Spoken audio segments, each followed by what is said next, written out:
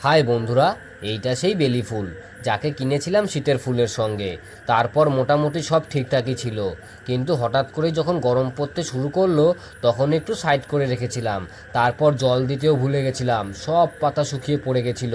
ভাবলাম মারা গেছে, কিন্তু পরপর 2-3 দিন জল দিয়েছিলাম। আর এখন অবস্থাটা দেখুন, কচি কচি ডালে ভরে গেছে, একটা কলিও এসেছে।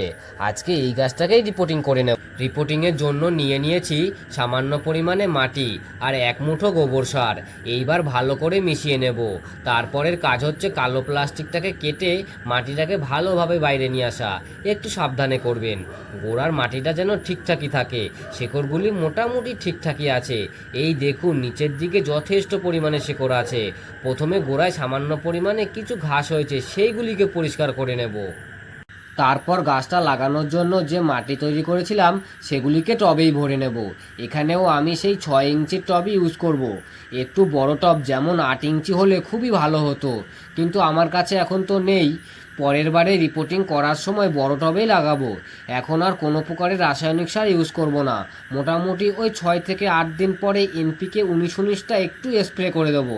আর এখন যেহেতু সব ডালই নতুন, তাই আশা করা যায় প্রচুর পরিমাণে ফুল পেয়ে যাব। কারণ বেলি গাছের নিয়মই হচ্ছে পুরনো ডালে আর কোনো ফুলই আসে না, যা ফুল হবে সব নতুন ডালেই। মাটি ভরাটের কাজটা কমপ্লিট হয়ে গেলে এইবার ওপর দিকে যত শুকনো ডাল আছে সেগুলিকে ভেঙে নেব।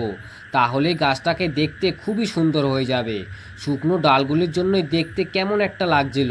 সবশেষে দিয়ে দেব জল।